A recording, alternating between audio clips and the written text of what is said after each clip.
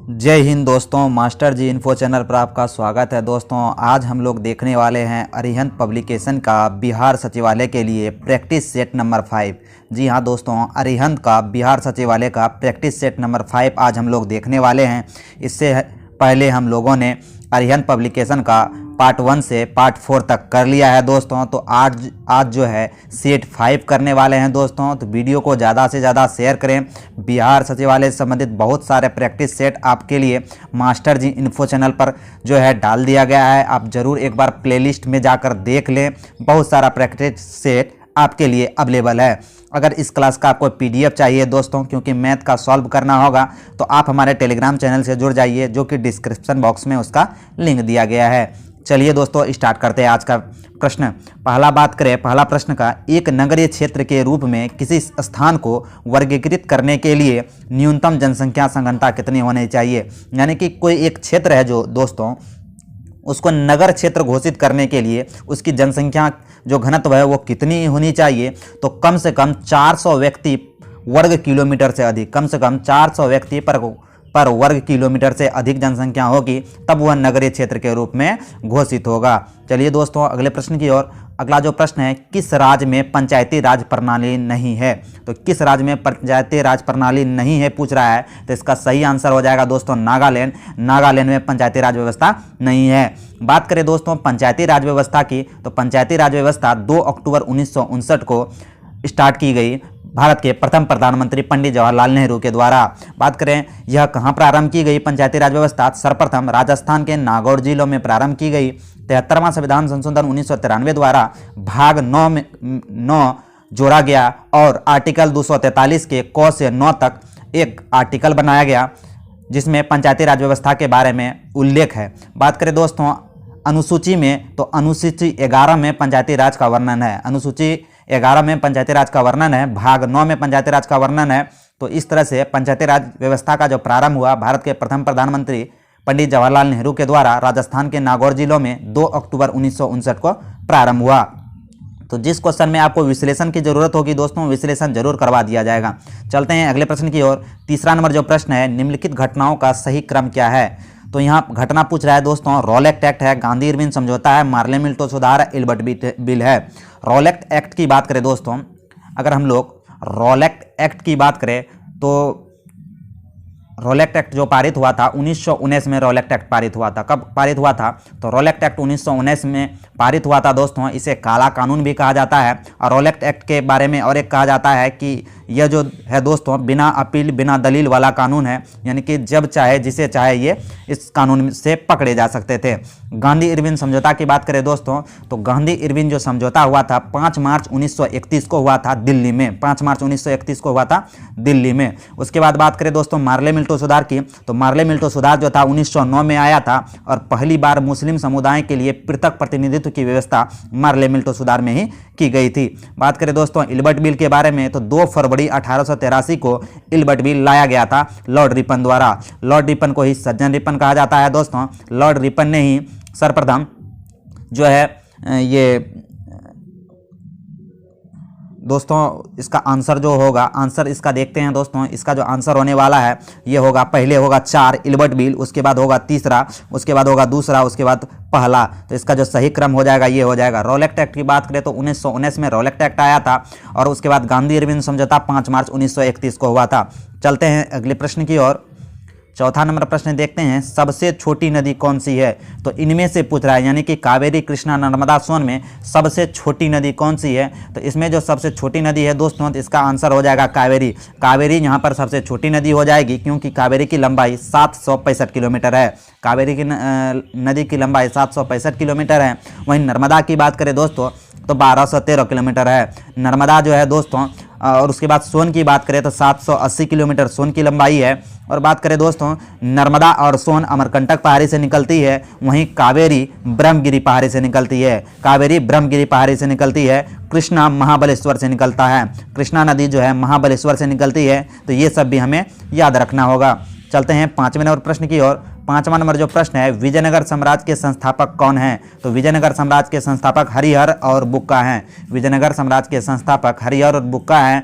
1336 ईस्वी में संत विद्यारण्य की प्रेरणा से वह जो है अपने पिता के नाम पर संगम वंश की स्थापना किया था। बात करें हरिहर और बुक्का के बारे में, तो हरिहर और बुक्का जो है विजयनगर के सर्वप्रथम संस्थापक रहे थे और अपने गुरु संत विद्यारण्य की प्रेरणा से अपने पिता के नाम पर संगम वंश से विजयनगर साम्राज्य की स्थापना की थी।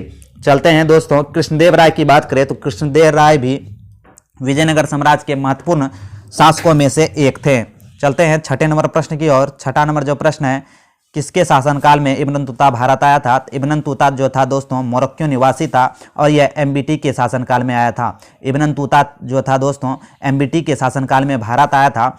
और बात करें मोहम्मद बिन तुगलक ने इब्न बतूता को जो है दिल्ली का काजी नियुक्त किया था। इब्न बतूता को मोहम्मद बिन तुगलक ने जो है दिल्ली का काजी नियुक्त किया था। बात करें अगले प्रश्न की, जो सातवां नंबर प्रश्न है, भारत में बैंकों द्वारा कृषि में सूक्ष्म वित्त प्रयास महिलाओं के एक छोटे समूह के गठन पर टिकी हुई है, उसे क्या कहा जाता है? तो 7 का जो यहाँ सही आंसर होने वाला है स्वावलंबन दल। स्वावलंबन दल इसका सही आंसर हो जाएगा।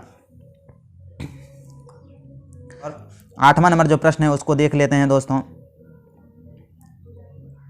8वां नंबर जो प्रश्न है, भारत में निम्नलिखित में से किस क्षेत्र में धान की फसल की 3 मौसम पाए जाते हैं? तो भारत में निम्नलिखित में से किस क्षेत्र में धान की फसल के 3 मौसम पाए जाते हैं? तो ये ब्रह्मपुत्र घाटी में पाए जाते हैं। किस घाटी में दोस्तों? तो ब्रह्मपुत्र घाटी में भारत में 3 धान के फसल की 3 मौसमें पाई जाती है। चलते हैं 9 नंबर प्रश्न की ओर।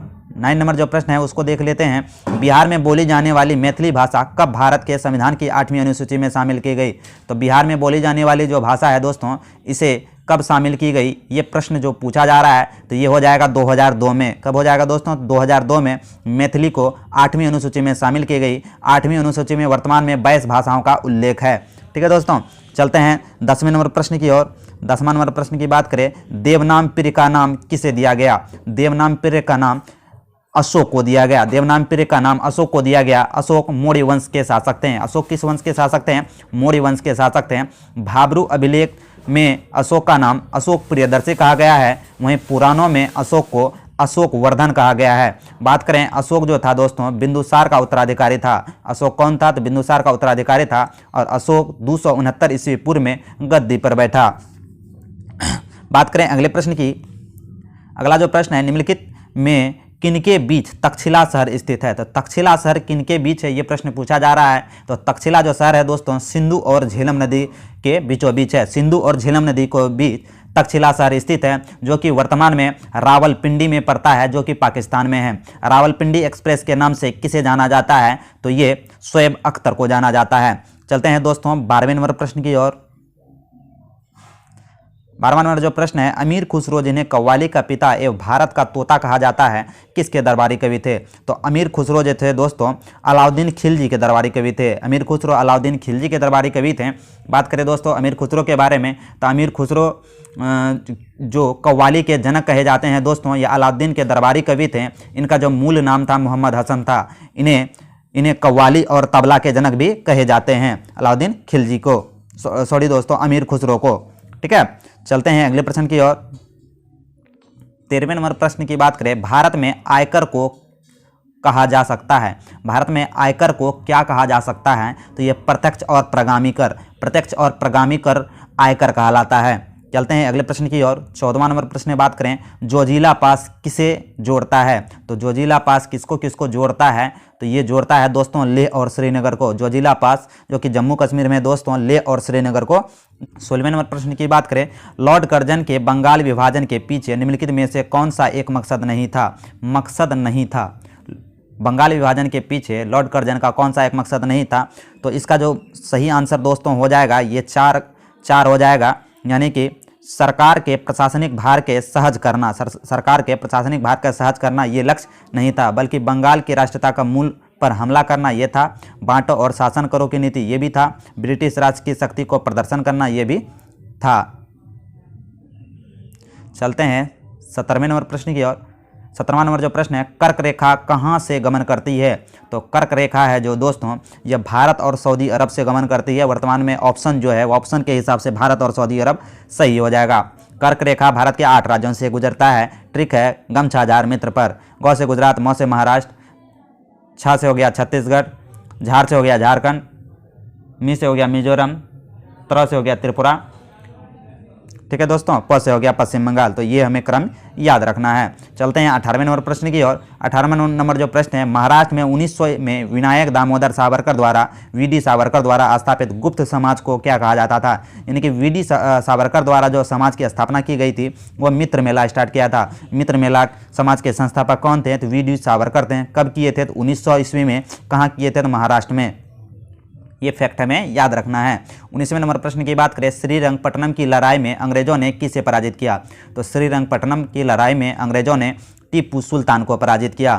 ठीक है दोस्तों, अगर क्लास अच्छा लगे तो मास्टर जी इन्फो को सब्सक्राइब कर लीजिए और इस क्लास का PDF प्राप्त करने के लिए हमारे टेलीग्राम चैनल से जुड़ जाइए, जो कि डिस्क्रिप्शन बॉक्स में इसका लिंक दिया गया है। हम लोग अभी अरिहंत पब्लिकेशन का बिहार सचिवालय के लिए सेट नंबर 5 कर रहे हैं। निम्नलिखित में कौन सा सुमेलित नहीं है? यहाँ सुमेलित कौन सा नहीं है, ये प्रश्न पूछा जा रहा है। तो इसमें जो है आम्र वर्षा ओडिशा ये सुमेलित नहीं है। आम्र वर्षा ओडिशा ये सुमेलित नहीं है।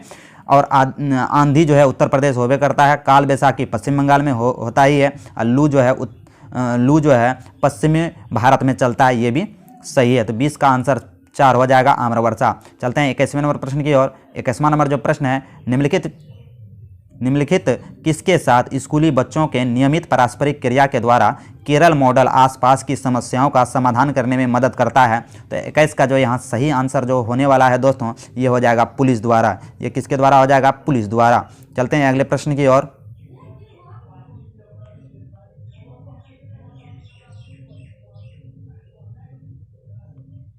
बाईसवें नंबर प्रश्न की बात करें, भारत के भीतर और बाहर दोनों में क्रांतिकारी की सक्रिय भूमिका निभाने वाले एकमात्र भारतीय राजकुमार कौन थे? तो एकमात्र भारतीय जो राजकुमार थे दोस्तों, राजा महेंद्र प्रताप थे, जो कि विदेश में भी भारत की आज़ादी के लिए कई पहल किए थे। चलते हैं अगले प्रश्न की ओर।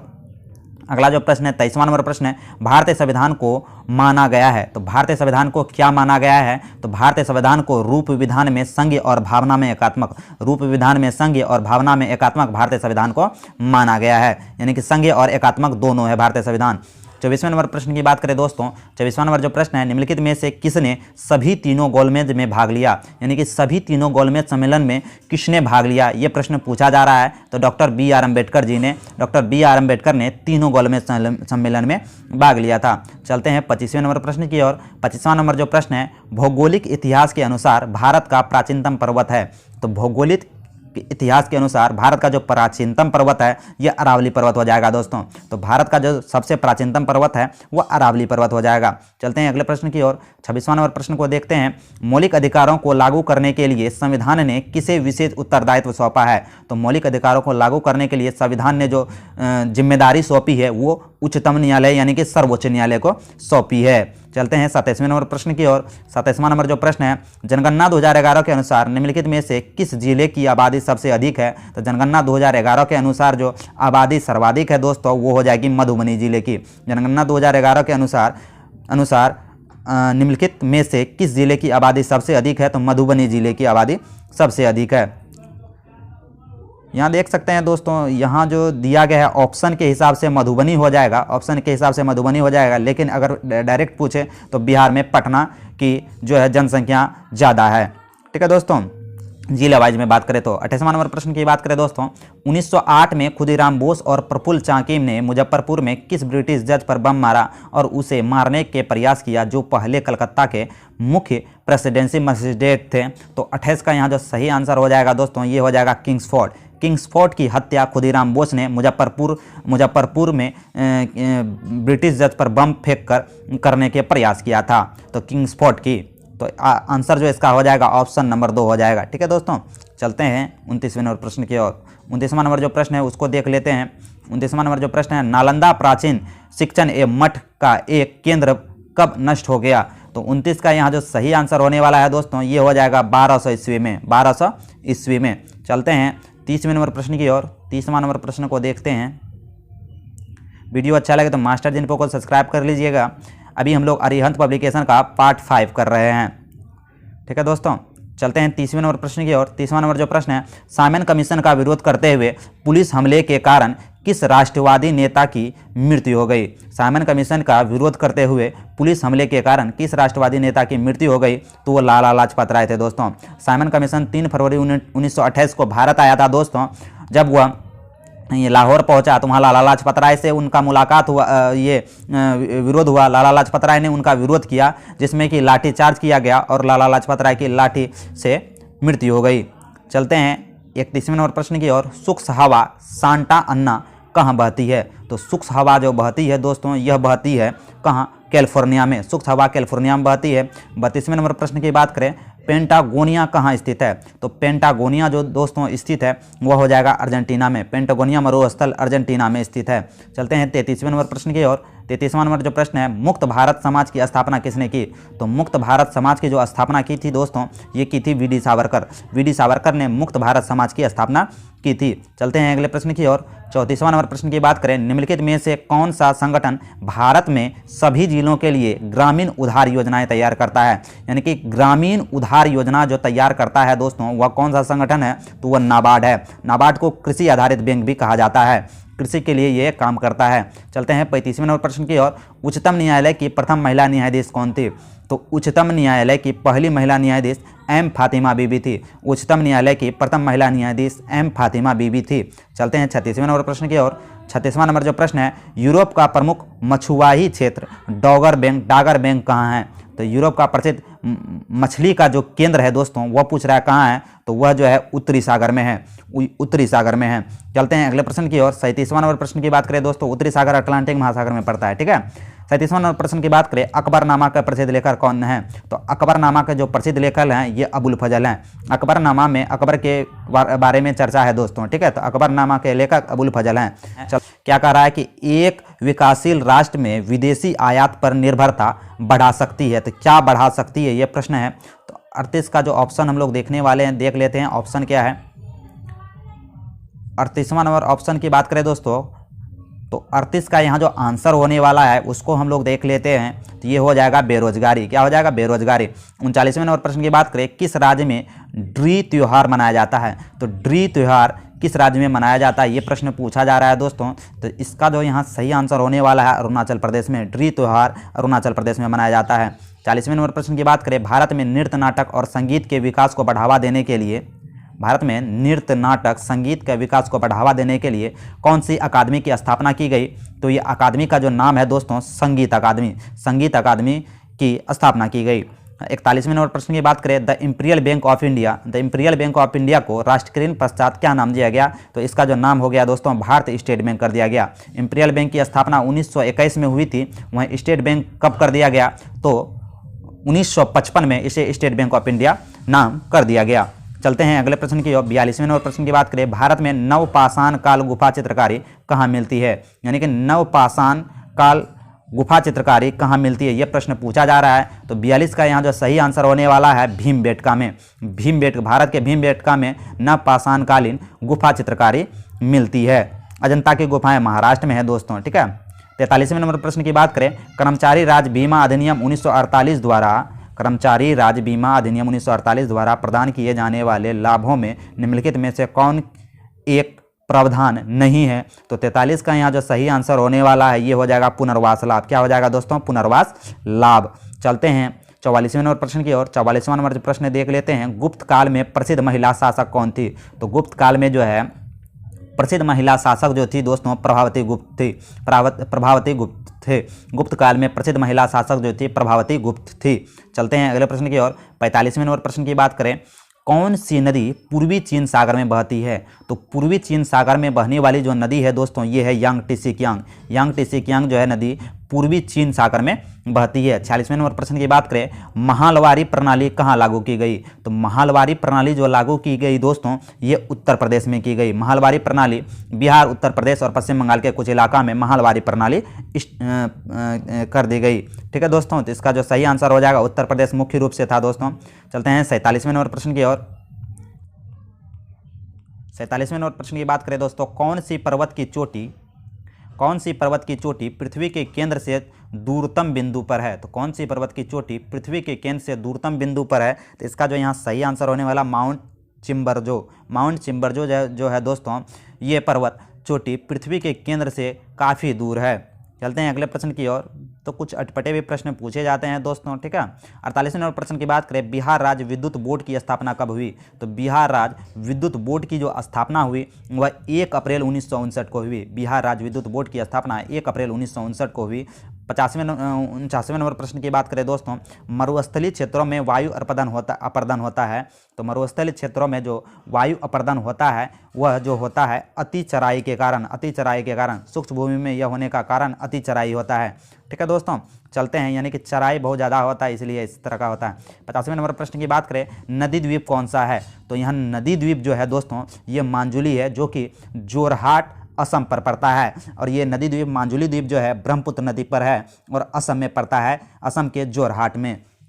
चलते हैं 51वें नंबर प्रश्न की ओर। इससे आगे जो है दोस्तों ये सामान्य विज्ञान के प्रश्न है, ठीक है। तो सामान्य विज्ञान के पहला जो प्रश्न है उसको देख लेते हैं।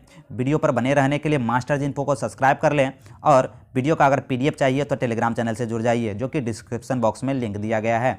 ये जो अभी हम लोग कर रहे हैं अरिहंत पब्लिकेशन का बिहार सचिवालय के लिए प्रैक्टिस सेट नंबर 5 कर रहे हैं। पृथ्वी का द्रव्यमान लगभग कितना है? तो पृथ्वी का जो यहाँ द्रव्यमान हो जाएगा दोस्तों ये कितना हो जाएगा, 6 × 10⁻²4 kg, 6 × 10⁻²4 kg, ठीक है दोस्तों। तो इसका ऑप्शन नंबर 3 सही हो जाएगा। 52वें नंबर प्रश्न की बात करें, निम्नलिखित में से कौन से युग्म की इकाइयाँ समान है? तो कौन से युग्म की जो है इकाइयाँ समान है दोस्तों? तो ये कार्य और ऊर्जा का मात्रक जूल होता है, कार्य और ऊर्जा का मात्रक जूल होता है, ये सही हो जाएगा। बल का जो मात्रक होता है न्यूटन होता है, कार्य का जूल होता है, वहीं शक्ति का वाट होता है, दाब का न्यूटन प्रति मीटर स्क्वायर होता है। तो इस तरह से मात्रक भी पूछा जाता है और हमें याद रखना होगा।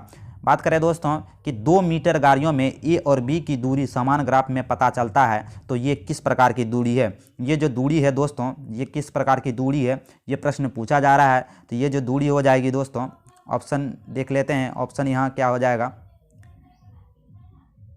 ये जो दूरी है पूरी दूरी तक ए की अपेक्षा बी अधिक का वेग चली जाती है, ठीक है दोस्तों। चलते हैं 54वें नंबर प्रश्न की ओर। 54वां नंबर जो प्रश्न है, मुक्त अवस्था में गिरते हुए एक पिंड द्वारा तय की गई दूरी समानुपाती होती है। तो किसके समानुपाती होती है दोस्तों? तो ये गिरने के समय के वर्ग के समानुपाती होती है। मुक्त अवस्था में अगर कोई वस्तु गिर रहा है दोस्तों तो उसकी दूरी समानुपाती होगी गिरने के समय के वर्ग के, गिरने के समय के वर्ग के उसकी दूरी समानुपाती होगी। तो ऑप्शन नंबर 3 यहाँ पर सही हो जाएगा। चलते हैं 55वें नंबर प्रश्न की ओर। 55वां नंबर जो प्रश्न है, यांत्रिक लाभ MA, भार L एवं आयास E एक दूसरे से संबंधित हैं।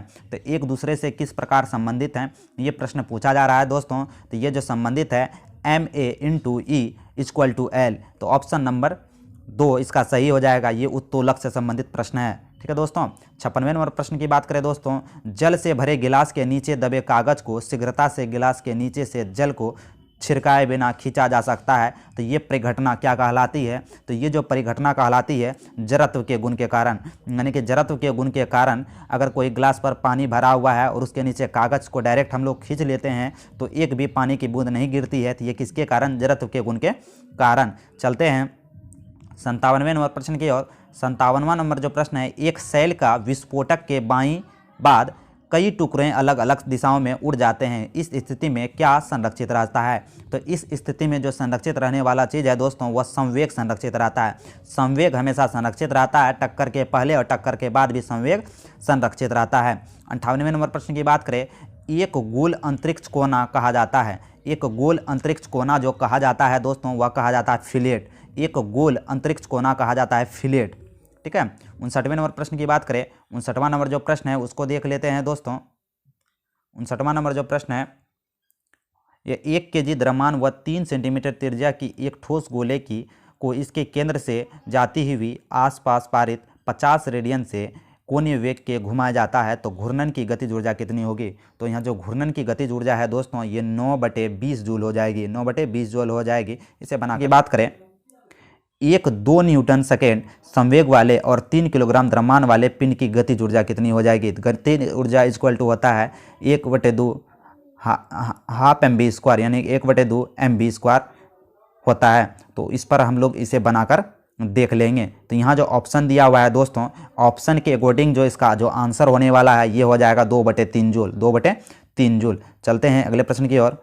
61वां नंबर प्रश्न की बात करें, परिकारमत अंतरिक्ष यान उपग्रह से एक पिंड बाहर छोड़ा जाए तो यह पृथ्वी पर क्या हो जाएगा, पृथ्वी पर गिरेगी, यान के साथ ही उसी वेग में गमन करेगी, अधिक वेग से गमन करेगी या कम वेग से गमन करेगी। तो 61 का यहाँ जो सही आंसर होने वाला है ये हो जाएगा पृथ्वी की और गिरेगी, पृथ्वी की ओर गिरेगी, ऑप्शन नंबर 1 हो जाएगा। ठीक है दोस्तों, चलते हैं अगले प्रश्न की ओर। 62वें नंबर प्रश्न की बात करें, सरल लोलक का गोलक एक खोखला गोला है जो पारे से पूर्णतः भरा है, यदि 1/3 पारा निकाल लिया जाए तो लोलक का आवर्तकाल क्या होगा। तो लोलक का जो है दोस्तों आवर्तकाल यहाँ पर क्या होने वाला है, ये प्रश्न पूछा जा रहा है। तो लोलक का आवर्तकाल बढ़ जाएगा। एक सरल लोलक का गोलक एक खोखला गोला है जो पारे से पूर्णतः भरा है, यदि 1/3 पारा निकाल लिया जाए तो लोलक का आवर्तकाल बढ़ जाएगा। चलते हैं अगले प्रश्न की ओर। 63वां नंबर प्रश्न को देखते हैं। एक गेंद ऊंचाई h पर विराम की स्थिति से फर्श पर गिरती है तो ऊंचाई n/4 तक वापस उछलती है। तो गेंद तथा फर्श के बीच प्रत्यावस्थान गुणांक क्या है। तो गेंद तथा फर्श के बीच प्रत्यावस्थान गुणांक कितना है, ये प्रश्न पूछा जा रहा है। तो इसका जो सही आंसर हो जाएगा दोस्तों 1/2 हो जाएगा। ठीक है दोस्तों, चलते हैं अगले प्रश्न की ओर। अगला जो प्रश्न है 64वां नंबर प्रश्न को देखते हैं कि कोशिकत्व के कारण द्रव नली में चढ़ेगा यदि स्पर्श कोण कितना होगा। तो स्पर्श कोण यदि 90 डिग्री होगा तो कोशिकत्व के कारण द्रव नली पर चढ़ेगा। चलते हैं अगले प्रश्न की ओर। निब में स्याही का प्रवाह होने का कारण है। तो निब में स्याही का जो प्रवाह होने का कारण है दोस्तों वह क्या है, तो सयांता है। निब में स्याही का प्रवाह होने का कारण क्या है, तो सयांता। सयांता के गुण के कारण ही तेल की डिबिया में तेल ऊपर चढ़ता है या लालटेन में तेल ऊपर चढ़ता है। 66वें नंबर प्रश्न की बात करें, लोहे की वस्तु में जंग क्या बनने से लग जाता है। तो लोहे की वस्तु में जंग जो बनता है दोस्तों वह किसके कारण बनता है, ये प्रश्न पूछा जा रहा है। तो फेरस और फेरिक हाइड्रोक्साइड के मिश्रण के कारण, फेरस और फेरिक हाइड्रोक्साइड के मिश्रण के कारण लोहे पर जंग लगता है। लोहे पर जंग लगने से क्या होगा दोस्तों कि लोहे का भार जो है वो बढ़ जाएगा। ठीक है, चलते हैं अगले प्रश्न की ओर। अगला जो प्रश्न है 67वां नंबर प्रश्न देखते हैं कि मैग्नीशियम का मुख्य उपयोग क्या है। तो मैग्नीशियम का जो दोस्तों मुख्य उपयोग होता है मृदु विचेरक होता है, मिल्ड लैक्सेटिव होता है। ठीक है दोस्तों, चलते हैं अगले प्रश्न की ओर। 68वें नंबर प्रश्न की बात करें, निम्नलिखित में से किसमें विद्युत संयोजन एवं सहसंयोजन बंध पाए जाते हैं। तो विद्युत संयोजन एवं सहसंयोजन बॉन्ड जो पाए जाते हैं वह किसमें पाए जाते हैं, तो वह पाए जाते हैं NaOH में। NaOH में विद्युत संयोजन और सहसंयोजन बॉन्ड पाए जाते हैं। चलते हैं 69वें नंबर प्रश्न की ओर। 69वां नंबर जो प्रश्न है, अक्रिय गैस क्या है। तो अक्रिय गैस जो है दोस्तों ये पूछा जा रहा है कि अक्रिय गैस रासायनिक रूप से अभिक्रियाशील नहीं होते हैं। ये अभिक्रिया में किसी भी अभिक्रिया में भाग नहीं लेते हैं, तो रासायनिक रूप से यह अभिक्रियाशील नहीं होते हैं। तो इसका सही आंसर ऑप्शन नंबर 3 हो जाएगा। चलते हैं अगले प्रश्न की ओर। 70वां नंबर प्रश्न की बात करें, रेडियो सक्रिय मापने वाले यंत्र को क्या कहा जाता है। तो रेडियो सक्रिय यंत्र को मापने वाले को GMC कहा जाता है, गीगर मूलर काउंटर कहा जाता है। GMC यानी कि गीगर मूलर काउंटर कहा जाता है। ठीक है दोस्तों, 71वें नंबर प्रश्न की बात करें कि कॉपर सल्फेट का जलीय विलयन क्या होता है। तो कॉपर सल्फेट का जो जलीय विलयन है नीले लिटमस को लाल कर देता है। कॉपर सल्फेट का जलीय विलयन नीले लिटमस को लाल कर देता है, या डायरेक्ट पूछे अम्ल नीले लिटमस को लाल कर देता है, क्षार लाल लिटमस को नीला कर देता है। अम्ल का स्वाद खट्टा होता है, क्षार का स्वाद तीखा या कड़वा होता है। चलते हैं अगले प्रश्न की ओर। 72वें नंबर प्रश्न की बात करें दोस्तों, एक गैस वायुमंडल दाब पर 1 लीटर से बढ़कर 3 लीटर हो जाता है। तो गैस द्वारा किया गया कार्य लगभग कितना होता है। तो गैस द्वारा यहाँ जो किया गया कार्य है दोस्तों 200 जूल हो जाएगा। एक कार्य का जो फॉर्मूला है उस पर बैठा के हम लोग कर सकते हैं या MGH पर भी कर सकते हैं। इसका सवाल का सॉल्व PDF दे दिया जाएगा, उसमें जो है ना इसका सॉल्व पूरा दिया गया है, आप देख लीजिएगा। NaCl के निम्न विलयनों में से किसकी विशिष्ट चालकता सबसे कम है। तो किसकी विशिष्ट चालकता जो है सबसे कम है, तो ये हो जाएगी क्या दोस्तों, तो 0.001 M की विशिष्ट चालकता सबसे कम है। चलते हैं 74वें नंबर प्रश्न की ओर। 74वां नंबर जो प्रश्न है, डैश तत्वों का मानव जैसी प्रजातियों जैसे कि बंदर, मानव, वनमानुष आदि के व्यवहार का अध्ययन है। तो इस तरह का जो अध्ययन क्या कहलाता है, प्राइमरोलॉजी क्या कहलाता है दोस्तों, तो प्राइमेटोलॉजी कहलाता है। चलते हैं अरिहंत पब्लिकेशन के सेट नंबर 5 के 75वें नंबर प्रश्न की ओर 75वां नंबर जो प्रश्न है, शरीर में लगी चोट की मरम्मत के लिए किस प्रकार के सेल विभाजन का प्रयोग किया जाता है। तो शरीर में अगर चोट लगा है दोस्तों, किस प्रकार के सेल विभाजन की प्रक्रिया होती है, तो ये प्रश्न पूछा जा रहा है। तो इसका जो यहाँ पर सही है, केवल सूक्ष्म समसूत्रण, केवल समसूत्रण के कारण जो है दोस्तों शरीर पर चोट लगने की जो कोशिका विभाजन होता है, तो केवल समसूत्रण विभाजन होती है। तो आज हम लोगों ने देखा अरिहंत पब्लिकेशन का बिहार सचिवालय के लिए सेट नंबर 5। ये वीडियो आपको कैसा लगा कमेंट करके जरूर एक बार बताएं। ठीक है दोस्तों, तो मिलते हैं अगले वीडियो में। जय हिंद, जय भारत।